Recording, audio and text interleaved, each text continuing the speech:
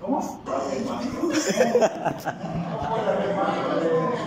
Te preguntas, eso de la pandemia, para disminuir el estrés del estudiante,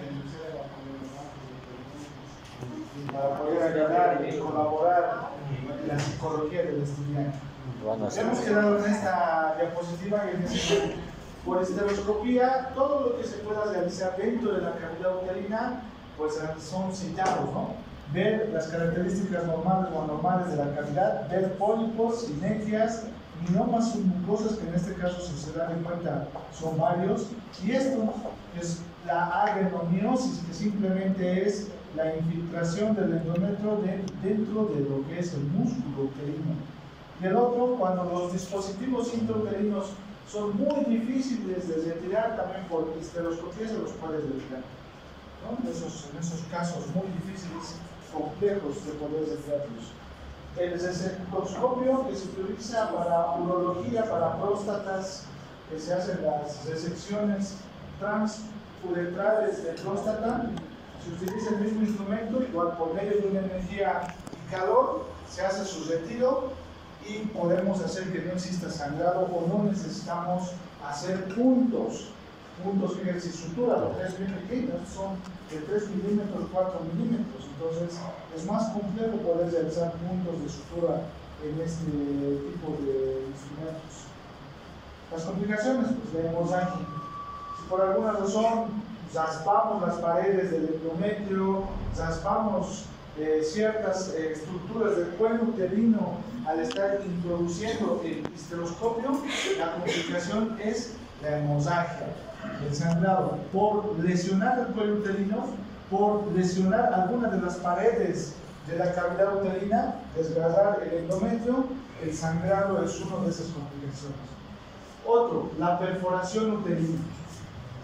Otra de las complicaciones es la perforación uterina, porque para poder manejar el histeroscopio,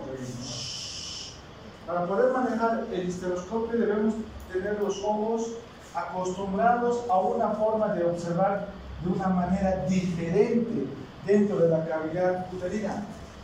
El histeroscopio, al igual que el endoscopio, tiene ángulos en su lente que son de 30 grados, 45 grados y hasta 0 grados, quiere decir que todo de frente vamos a ver. La mayoría van a tener 45 grados para poder observar el histeroscopio. A veces ese ángulo de visión no nos permite calcular adecuadamente dónde se encuentran las paredes del útero. Por eso suele ser complicado cuando por primera vez estamos colocando el histeroscopio. Las perforaciones, obviamente, no es algo que ustedes desean cuando hacen histeroscopía, pero lastimosamente pueden suceder. Si ustedes no se dan de cuenta, simplemente cuando vayan introduciendo, la cámara va a empezarles a mostrar parte del intestino y de esa forma van a ustedes darse de cuenta que han perforado ese útero. Lo ideal es no perforarlo, no podemos hacer suturas por el momento por histeroscopía, entonces simplemente se utilizan uteroconstrictores. Por obstetricia, ¿qué uteroconstrictor conoces? Los doctores de obstetricia les dan algunos conocimientos, por lo menos les han dado algunos conocimientos, yo creo, para que el útero se contraiga cuando sangra mucho. ¿Qué uteroconstrictor utilizamos?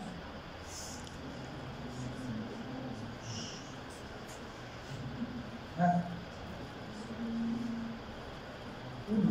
Hay por lo menos 3 y tal vez hasta 4. La oxitocina.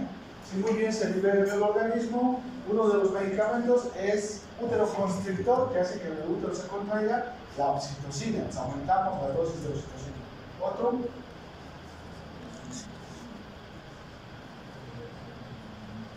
Le vamos a administrar oxitocina. ¿Y qué otro más? Ya sabemos que hemos perforado, ya nos hemos dado de cuenta por la cámara porque hemos visto parte del intestino.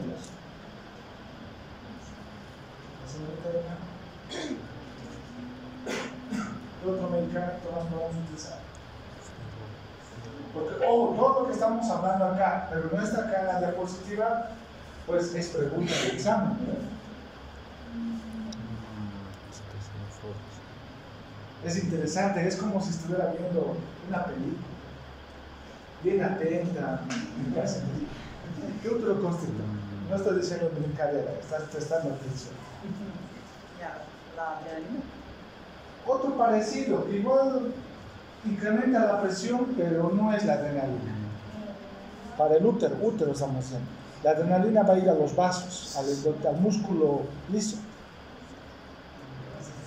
La señorita del fondo que está analizando la situación. Sí, muy bien. La ergometrina.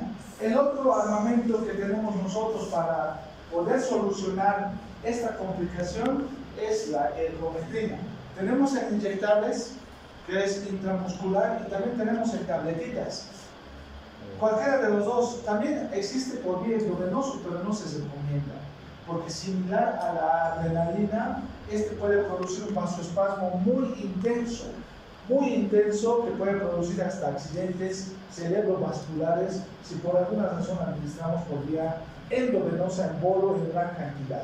¿Me entienden? Y la reactividad de este medicamento es muy diferente de organismos a organismos, por eso mismo no se recomienda por vía endovenosa, sí intramuscular y por vía oral. ¿Me entienden? Ergometrina, oxitocina, ergometrina y otro medicamento, el joven de acá al fondo, el misoprostol. Como habíamos indicado, en los dilatadores mecánicos, los que son medicamentosos, el misoprostol es un uteroconstrictor también. Nos ayuda bastante. Aparte de las contracciones, nos ayuda a modificar el cuello cervical. Por eso dilata y es un buen dilatador. Pero su función primaria es las contracciones del músculo uterino. Eso tenemos. En última instancia, ¿cuál medicamento alguien sabe? Que utilizan los doctores cuando existe atonía uterina de alta potencia, 10 y en algunas oportunidades hasta más veces que la oxitocina.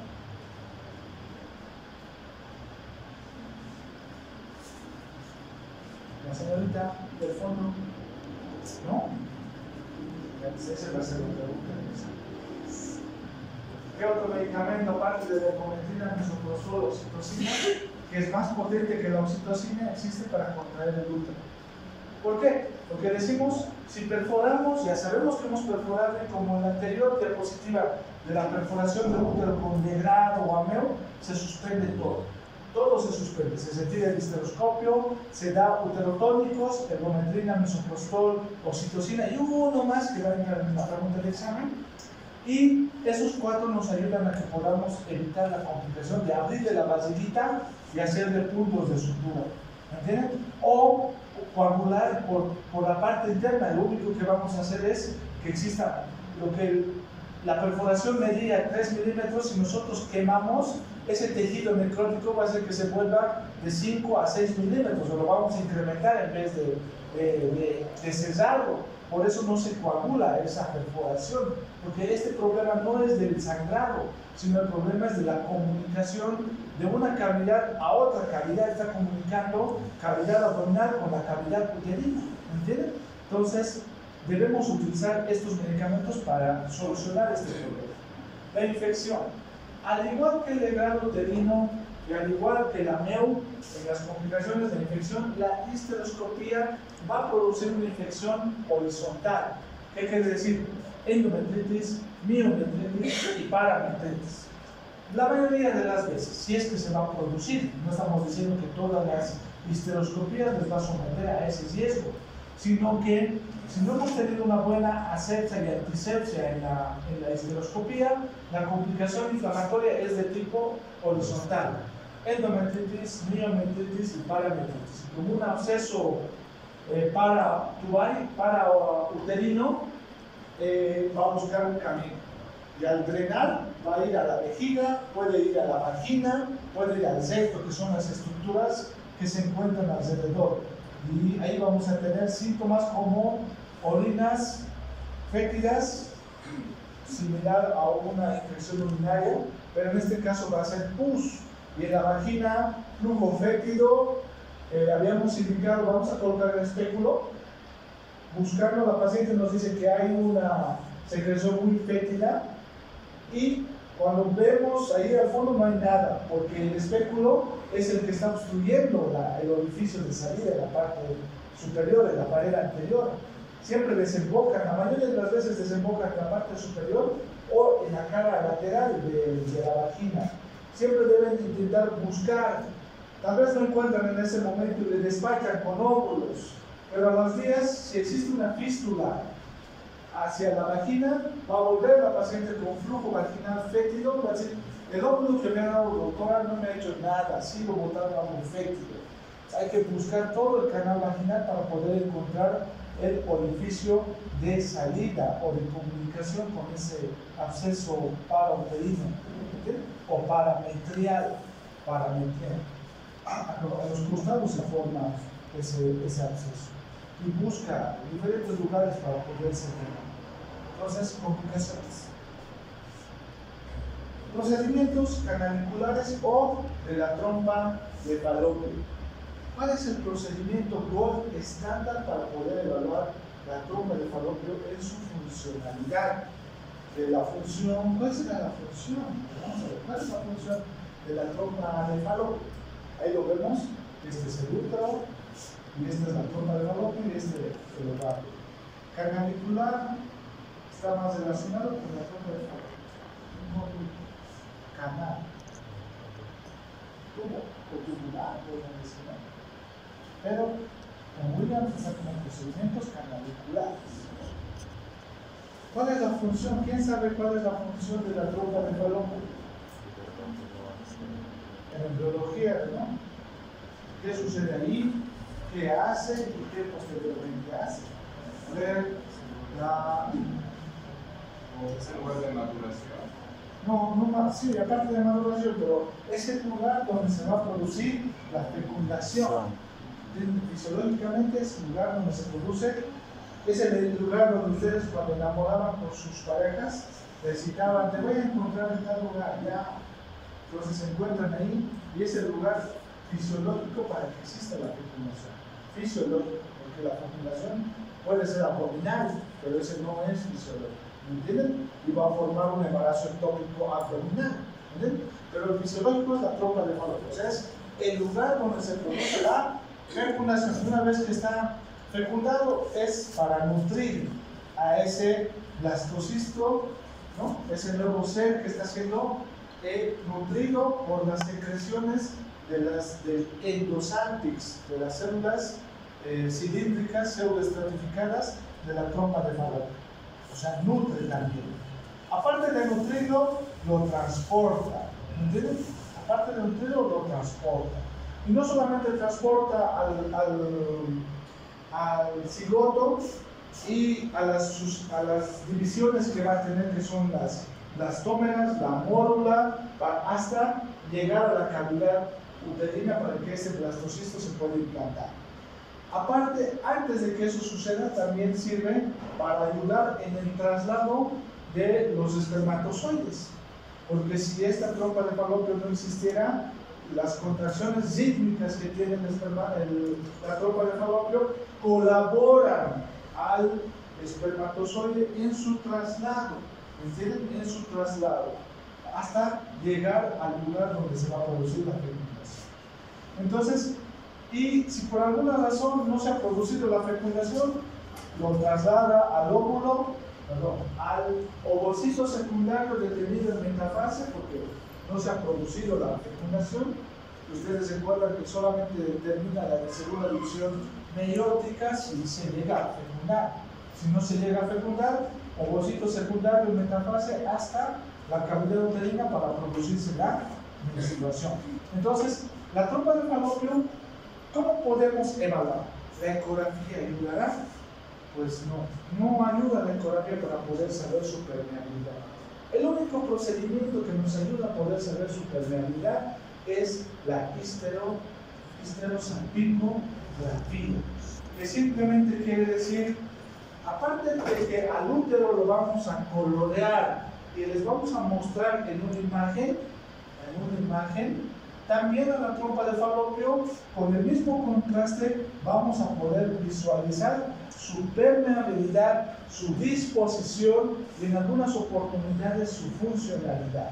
Porque va a haber pequeñas contorsiones en ciertas regiones en cada momento que hagamos la histero, que quiere decir útero, salpingo, que quiere decir trompa, grafía, es la descripción gráfica por medio del contraste a la exposición de rayos X, ¿no?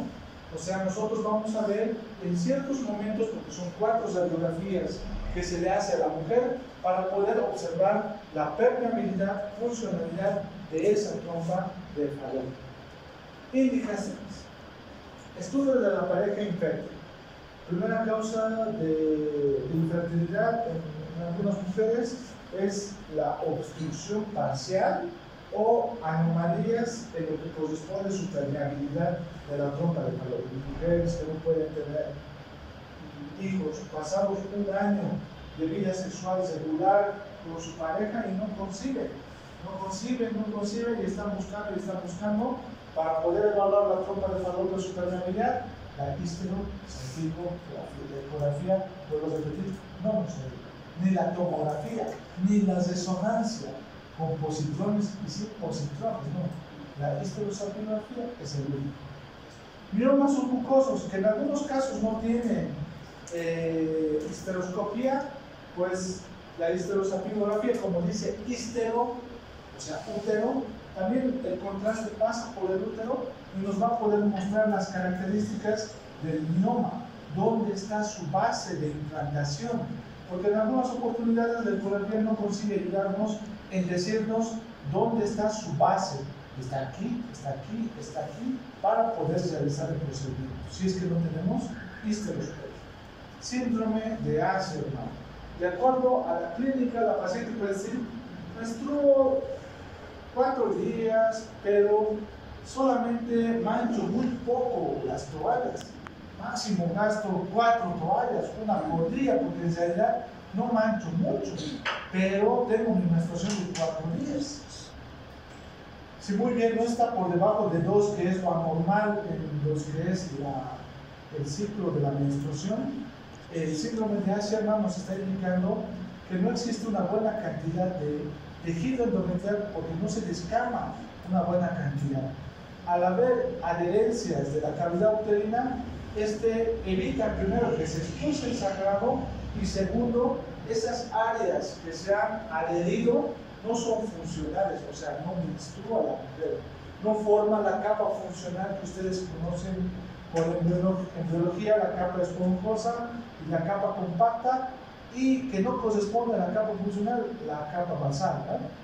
Entonces, está lesionado y no existe endometrio para que pueda menstruar la paciente. La histerosalpingografía nos puede mostrar dónde se encuentra la adherencia si es que no tenemos el histeroscopio al alcance de la mano. Obstrucción tubaria. La obstrucción tubaria, pues obviamente si es por endometriosis, si es por adherencias, si es por una apendicitis, existe adherencias, igual puede haber cierta obstrucción de la trompa de falopio del lado derecho. Podemos tener también adherencias por enfermedad inflamatoria pélvica, obstrucciones por clamidia, que ustedes conocen como una ITS. La paciente tuvo contacto sexual con una persona que aparentemente tal vez es promiscua, si es porque puede tener clamidia, y subió la trompa de falopio y la obstruyó. La infección por clamidia en la trompa de falopio es crónico, pocos síntomas, dolor esporádico, no es tan agresivo como el gonococo cuando sube a la trompa de falopio. El gonococo es más agresivo, le gusta formar mucho lo que es débito purulento, forma abscesos rápidos, fiebres, calofríos en la trompa de falopio, y su adherencia es inmediata, su obstrucción es inmediata. ¿Cómo hacemos? Debemos buscar un momento ideal del ciclo de la mujer para no interferir un posible embarazo que tenga. Ojo, no lo podemos hacer en el momento en el que está ovulando, porque justo también tal vez ha tenido relaciones sexuales. Si nosotros colocamos el contraste, todos los espermatozoides con ese contraste van a estar todos vacíos. Se ha ovulado una buena calidad de un ovocito secundario, metafásico, carga genética, todo normal, lo más ideal posible, un ovocito totalmente redondito, una corona radiada finamente formada. Entonces, con el contraste, si lo hacemos cerca de la ovulación, podemos barrer a ese ovocito, ¿me entienden? Podemos empujarlo, químicamente destruirlo, entonces ya hemos perdido un ciclo. Lo ideal es hacerlo entre los días 8 y 11 del ciclo menstrual.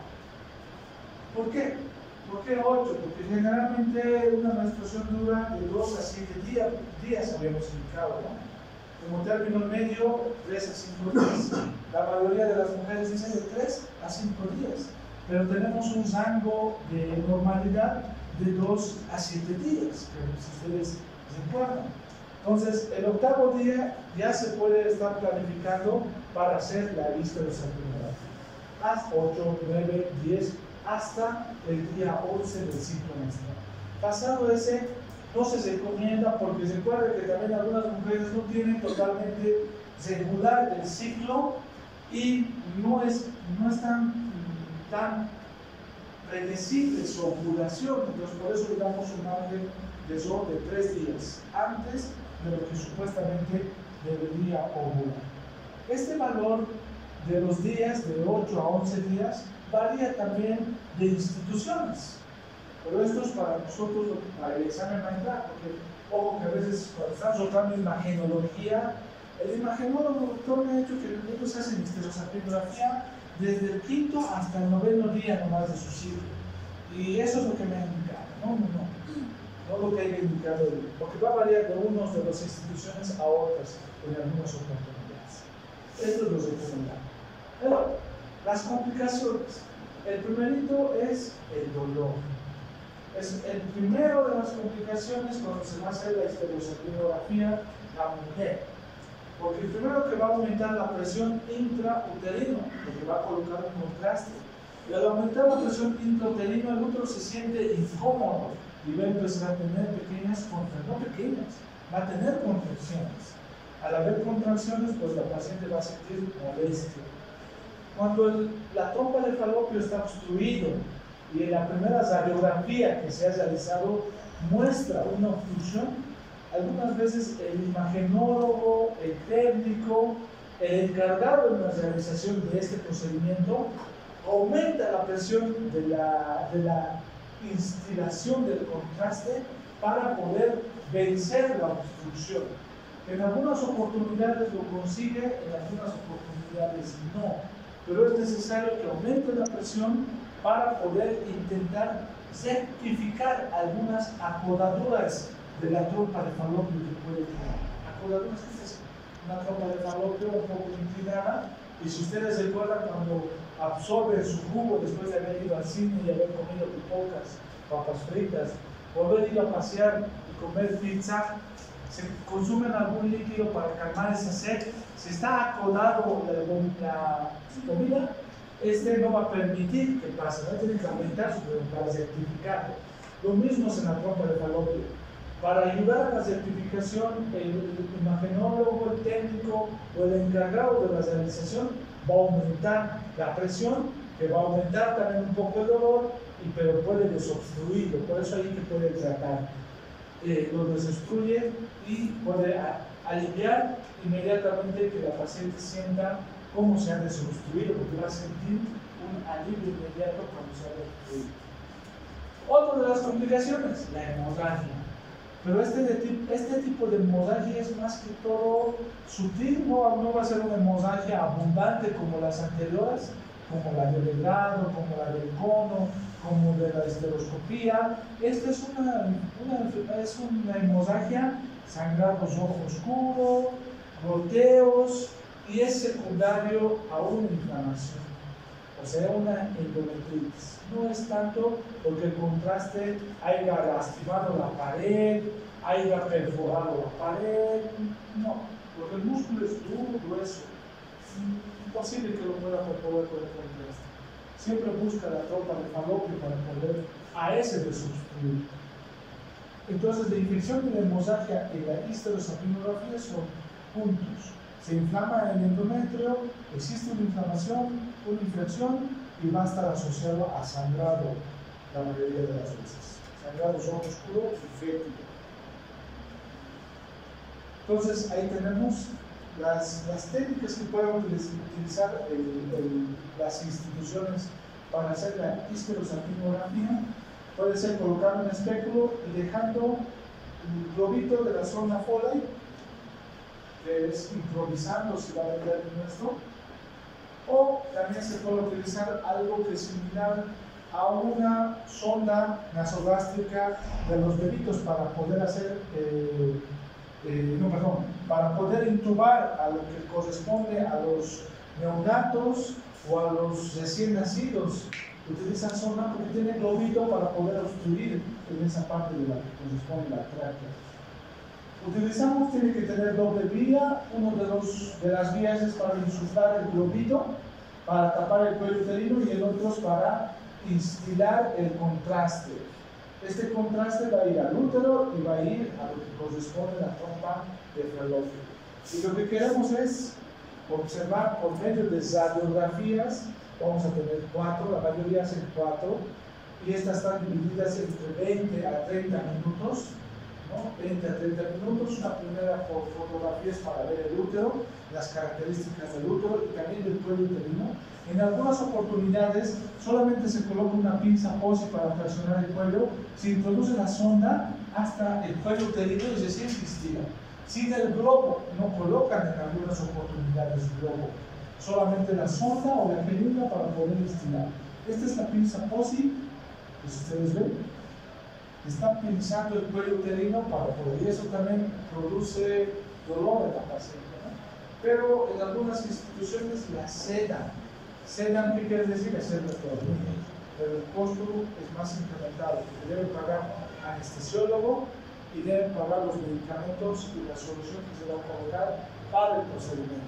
Pero sí, la están sedando, ¿entienden? El costo se incrementa, pero ya va a ser menos, casi nada el dolor. Después va a haber pequeños cólicos una vez terminado, pero son más débiles que en el momento del procedimiento.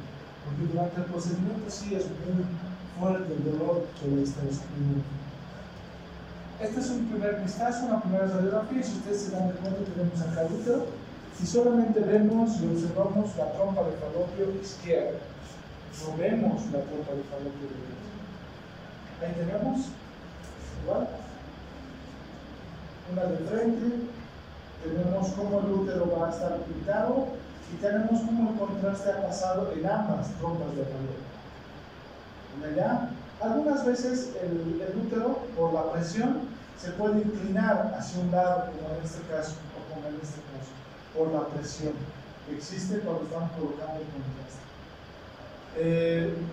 Cuando las 4 radiografías y la última radiografía, que es para evaluar la permeabilidad de la trompa de falopio, pero la última radiografía nos va a mostrar si el contraste ha caído a la cavidad pélvica, se denomina cote positivo. Cote, C-O-T-E positivo. Entonces, en la cuarta radiografía, cuando ya encontramos el contraste dentro de la cavidad pélvica, se denomina cote positivo. Quiere decir, cote positivo lado derecho, y si por alguna razón en el otro lado no hemos encontrado la salida del contraste, será cote izquierdo negativo. ¿Me entienden? Es la forma en la que nos va a indicar que en un lado está permeable porque se ha visto la salida y la caída del contraste, en el otro lado está obstruida porque en la cuarta radiografía no se ha visto la salida o la caída del contraste por ese lado de la trompa de falopio. Cote positivo y cote negativo, dependiendo, entonces este cote positivo y este negativo, o en ambos, que es lo normal, cote bilateral positivo o cote derecha-izquierda positivo. Quiere decir que ha caído el contraste en la cavidad pélvica y la trompa de falopio está permeable. Eso nos está indicando. Ahora, como último procedimiento para ver la cavidad pélvica de la mujer, pues vamos a tener lo que es la endoscopía ginecológica o laparoscopía ginecológica, que simplemente es la observación a través de un sistema de videocámaras especializadas dentro de la cavidad abdominal y específicamente la cavidad pélvica para ver el aparato de control de la mujer, un sistema de videocámaras. Para poder, en realidad por la laparoscopía, muchas de las cirugías grandes que se realizan por la laparoscopía. Lo único que necesitamos es el instrumental, la TOSET, con todos los segmentos que tiene, y el otro es que el ginecólogo tenga la habilidad para poder manipular. Vuelvo a repetir, los ojos del ginecólogo cambian, o por lo menos debe cambiar su visión a lo que es de la cámara. Parece sencillo, pero en algunas oportunidades que ustedes tal vez han visto entrar a los cirujanos, porque más se ve la laparoscopía de la vesícula, la policistectomía laparoscópica, que cuando entran a veces los internos a ayudar, pues el cirujano dice, muéstrame una panorámica, le dice, pero y no se mueve, ¿no? El interno está agarrando ahí la cama, pero muéstrame una panorámica, o muéstrame el lado izquierdo, o muéstrame el lado derecho, tiene que mover. Por eso se denomina camarógrafos, les decimos, ¿no? Porque son los que manejan y manipulan la cámara, son ellos los que nos ayudan a poder evaluar. A veces el cirujano, como ya está acostumbrado sus ojos a la laparoscopía, pero el interno, como está azotando recién sus 3 meses o sus primeras semanas en cirugía, no colabora mucho. Y no es porque no pueda, porque sus ojos no están acostumbrados a mirar la pantalla. Parece fácil, pero no es tan fácil. ¿Me entienden? Debe cambiar mucho su forma de ver de que va a ser la laparoscopía. Múltiples cosas se hacen de la cirugía abierta a cirugía de mínima invasión. La endoscopía ginecológica, la laparoscopía ginecológica, de forma general se denomina cirugía de mínima invasión. ¿Entienden? Cortes pequeñitos. Entonces, el estudio de la pareja infértil. Paciente que ha venido a un centro de reproducción asistida, le hacen el cultivo de su embrión, obviamente de la fecundación que se ha hecho in vitro y se están guardando esos embrioncitos, se transfiere el embrioncito intrauterino, pero no se implanta. Se hacen 2 transferencias, pero no se implanta. Y al último, en la ecografía no se ve nada, se hace histeroscopía también como forma parte del estudio de la pareja infértil, pero tampoco se encuentra nada. Pero la paciente no se consigue embarazar. Uno de los problemas, habíamos indicado, son los implantes endometriósicos.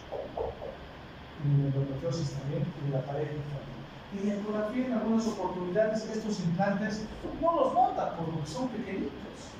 ¿Entienden? Entonces, al no notarlos, parece que en ecografía todo está normal. Ovario normal, falopio normal, la histerosalpingografía normal.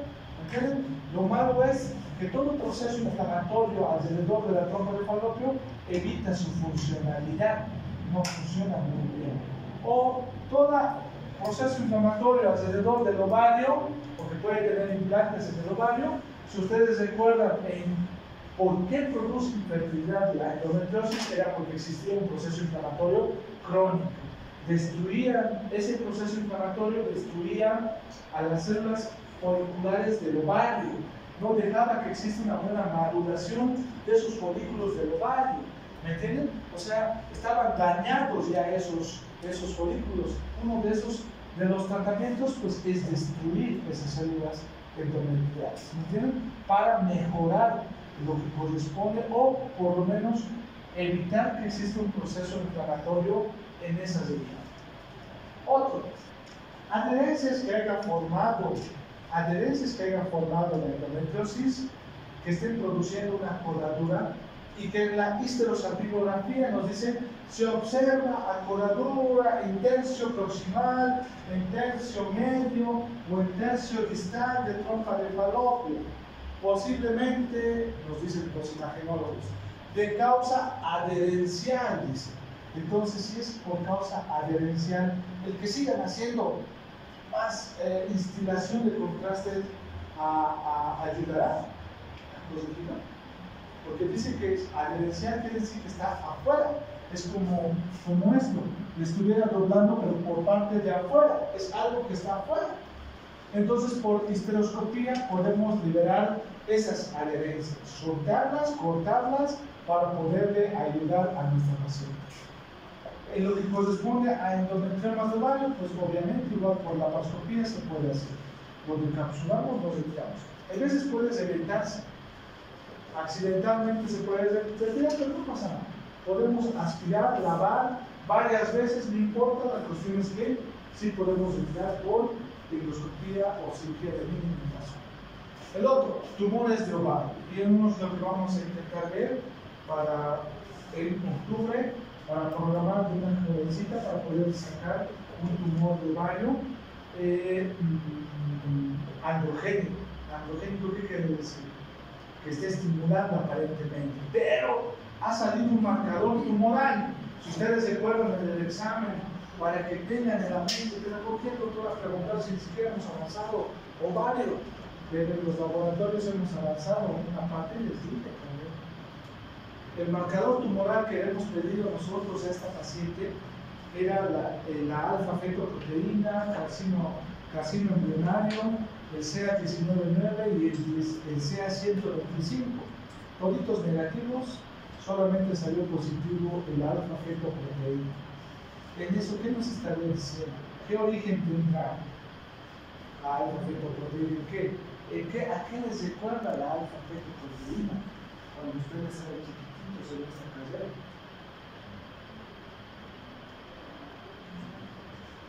Y que también puede estar asociado con pelitos, grasas y dientes. También puede ser teratoma. Pero la ecografía nos hubiera dicho teratoma. Y la ecografía tiene buena sensibilidad nomás para decirnos el diagnóstico. Sí, puede ser uno de ellos. Pero salió bien elevado. ¿Quién sabe en teratoma? ¿Quién sabe? ¿Tú entraste, no? ¿Teratoma? ¿No? Ellos vieron un teratoma así por la laparoscopía que hicimos. Y pues no, es muy, se veía hasta pelo que ha salido alto, pero que se han ido ellos a muy temprano de la cirugía. Cuando nos costó retirar de los pelos, éramos harto, como la mitad de este mechón, más todavía. Todo es delgado, dientes, porque era duro, al querer pinzarlo, querer sacar, grasita. Esta muchacha que vamos a operar el 2 o el 3 de octubre, pareciera que fuera un teratoma. Si es un teratoma, va a ser un teratoma inmaduro, con muchas características malignas, porque el maduro es benigno. Maduro, ¿por qué se le dice? Porque sus características son muy diferenciadas. Pelo, grasa, diente. En tanto el inmaduro es más gelatinoso y posiblemente por eso la ecografía no diferencia entre diente, grasa, pelo. Y el otro que puede ser un tumor germinal. Germinal, ¿qué quiere decir? De origen embriológico. Y estos también son inmaduros. Entonces, ¿qué nos está diciendo? Existen muchas posibilidades de que pueda ser algo. ¿Algo qué? Algo maligno. Entonces, basado en la vida real, ¿no? Algo maligno. Creo que con su compañera que se ha ido el sábado la vamos a ver también. Entonces, posiblemente sea algo maligno. Los marcadores tumorales se puede hacer por laparoscopía, sí, se puede retirar. Cuando la clave es que no esté adherido, se le va a retirar todo el ovario a la paciente, pero vamos a intentar conservar el otro ovario para que pueda reproducirse, si es que es maligno después de la quimioterapia, porque si es que es maligno, la quimioterapia ayuda a restar. Procedimientos pélvicos, ¿no? Seguimos con lo que es la endoscopía. ¿Cómo preparamos? Como cualquier procedimiento quirúrgico similar. Y hemos avanzado como un tema aparte, el anterior, con complicaciones intra y postoperatorias. Nos vamos a basar en la historia clínica, nos vamos a basar en exámenes complementarios, nos vamos a basar en el diagnóstico y si por alguna razón existen algunas enfermedades que tenga la paciente o algo raro, vamos a pedir las interconsultas que sean necesarias. Debemos pedir, y como último filtro, una valoración anestesiológica, donde habíamos indicado que nos van a hacer la clasificación en ASA 1 hasta ASA 5, y si vamos a tomar en cuenta la ASA 6, lo quiere decir que va a morir, hagamos o no hagamos la cirugía. La mayoría de las veces en ginecología van a ser ASAs 2. Hacemos todo esto para poder reducir el riesgo de complicaciones, ¿no? El riesgo de complicaciones. ¿Cómo preparamos? En los laboratorios habíamos indicado hemograma, grupo sanguíneo, VIH, hepatitis. Ahora le podemos pedir, acostumbramos a pedir hepatitis B y ocasionalmente hepatitis C. Tenemos que tener un papá Nicolau. Esta muchachita es Nubil. ¿Qué es la Nubil? ¿Qué es paciente Nubil? ¿No han escuchado nunca? ¿Nunca? No. No es Nubil. No. ¿En serio? Nubil es paciente que no ha tenido relaciones sexuales. Entonces, cuando nosotros hemos mandado la orden de ecografía, es una paciente núbil, no han tenido relaciones sexuales. Entonces, la ecografía tiene que ser pélvica, ¿no? Por acá sí. Entonces, ¿haremos particular en esta paciente? No, porque no vamos a retirar el útero, ¿no? Solamente el ovario, no vamos a retirar el útero, solamente el ovario. Entonces, debemos pedir ese búsqueda. Pero marcadores tumorales, cualquier patología de ovario, sí debemos pedir marcadores tumorales. Y la pregunta, examen. Entonces, como cualquier técnica quirúrgica, hacemos la preparación, nos lavamos las manos, nos colocamos la bata, colocamos guantes estériles, hacemos antisepsia de la pared abdominal y de la pelvis, colocamos los campos y vamos a hacer el acceso dentro de la cavidad abdominal, que puede hacerse por técnica cesada. La técnica cesada o a ciegas es con la aguja de Beres, es una agujita delgada que se introduce para hacer neumoperitoneo. Neumoperitoneo porque queremos distender el abdomen o esa cavidad peritoneal virtual, queremos volverla una cavidad real, administrando dióxido de carbono. Entonces, por la aguja de Beres, una agujita introducimos en el ombligo y empezamos a administrar dióxido de carbono para distender esa cavidad virtual, volverla real. Una vez que hayamos colocado, hayamos distendido el abdomen con dióxido de carbono, colocamos los puertos de los trócares. El trócar más grande es umbilical, y el más grande mide 10 milímetros, o sea, 1 centímetro. Los otros trócares accesorios son de 5 milímetros. Entonces, en algunas oportunidades solamente vamos a utilizar 2, en algunas oportunidades vamos a utilizar 3, en algunas oportunidades vamos a utilizar hasta 4, dependiendo de la técnica quirúrgica del cirujano y la complicación de la cirugía. Los puertos accesorios se pueden utilizar varios. Introducimos el laparoscopio por el puerto principal de 10 centímetros, que la mayoría de las veces es por el ombligo. Realizamos el procedimiento que queramos realizar: ovario, trompa de falopio, liberar adherencias, integrar el ovario, hacer ligadura de trompas, retirar miomas. Lo que ustedes venga a su mente de la parte ginecológica, de lo que es la cavidad pélvica, se puede realizar por la laparoscopia. ¿Entienden? Para resumir qué es lo que podemos solucionar por la laparoscopia. Una vez que hayamos terminado nuestro procedimiento, pues retiramos todos los puertos y verificamos la hemostasia. El del ombligo es el que sí tenemos que cesar el peritoneo y la aponeurosis. Peritoneo y aponeurosis, porque como es de 1 centímetro, la medicina basada en evidencia nos indica que si nosotros no cesamos ese puerto del ombligo, existe un riesgo de eventuación. ¿Qué es eventuación? La señorita que se está hidratando. ¿Qué es eventuación?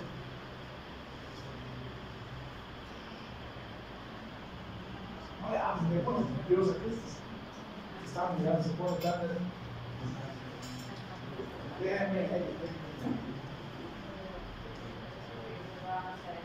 ¿Cómo?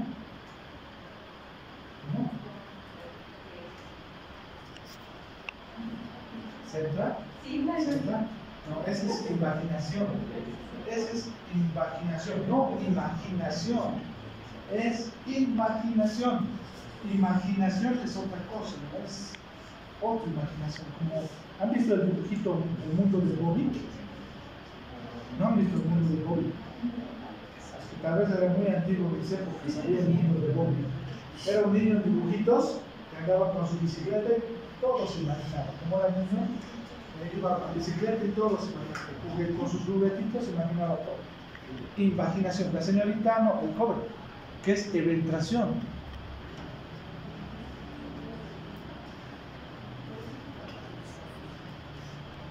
El joven, que es eventración. ¿Sale hacia afuera? ¿Por dónde?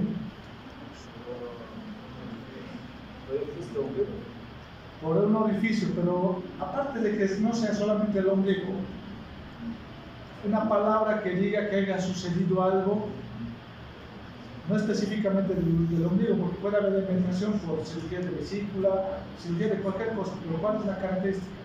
Salida de adentro hacia afuera por medio de... ¿Qué? Debilidad.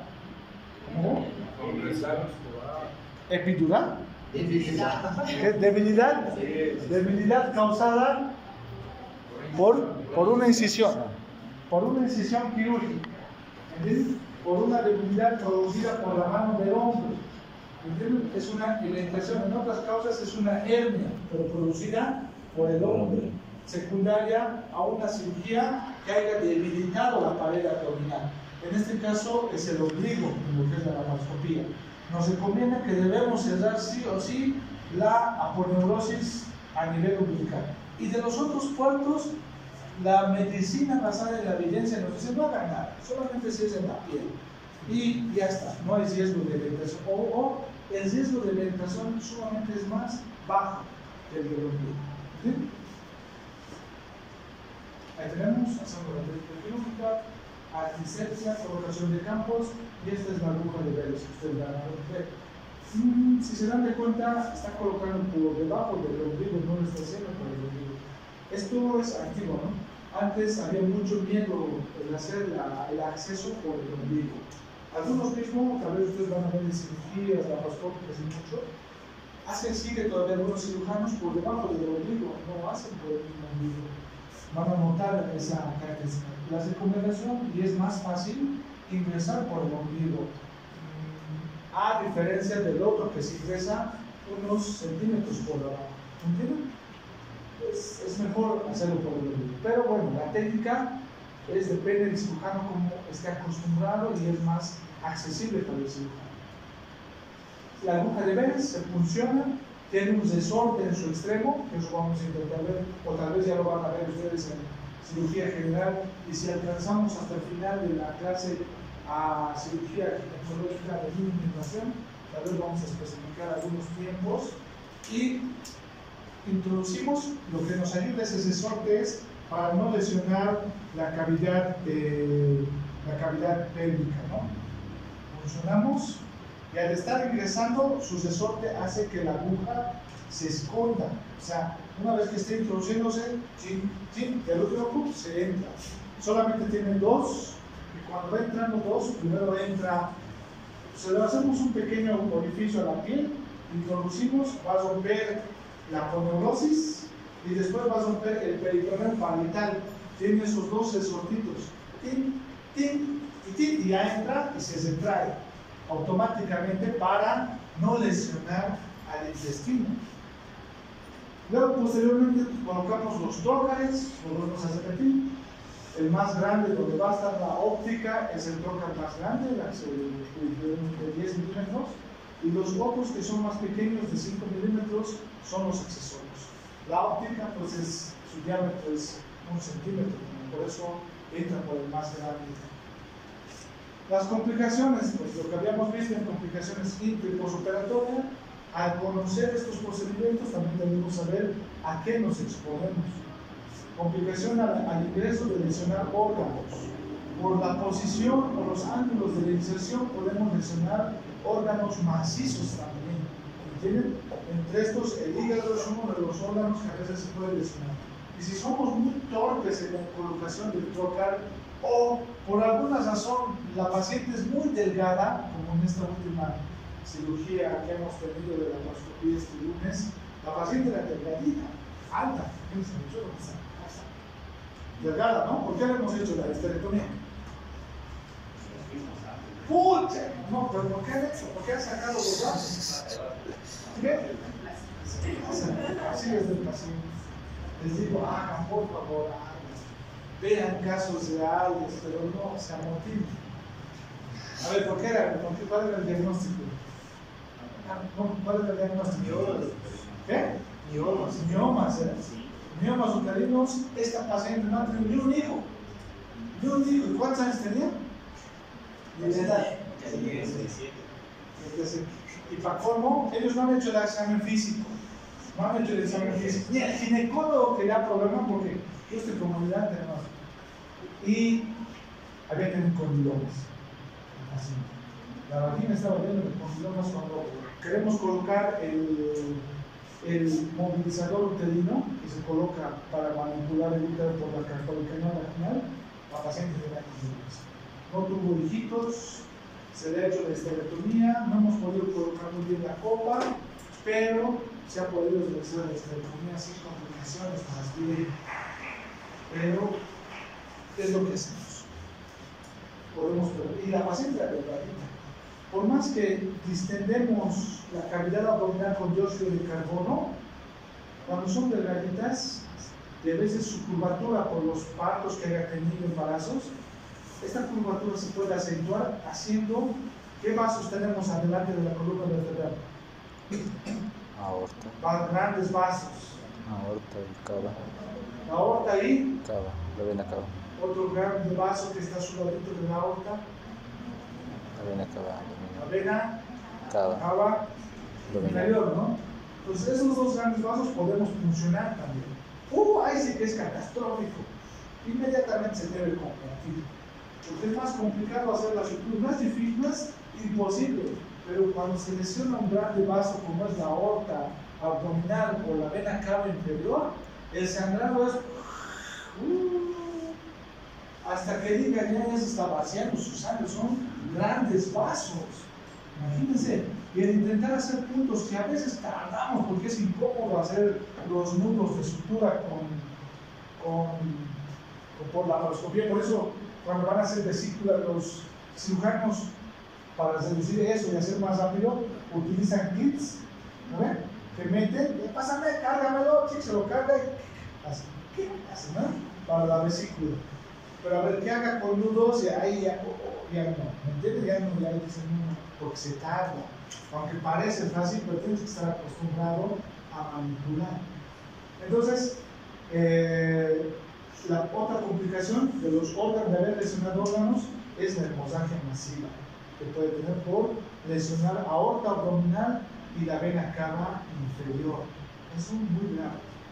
El otro, como cualquier procedimiento quirúrgico, si no hemos hecho una mala técnica de asepsia, antisepsia, malo lavado de manos, mal esterilización del equipo del instrumental de la laparoscopía, las infecciones pues van a ir a actuar a ese nivel. ¿Entienden? Entonces, existen esas complicaciones.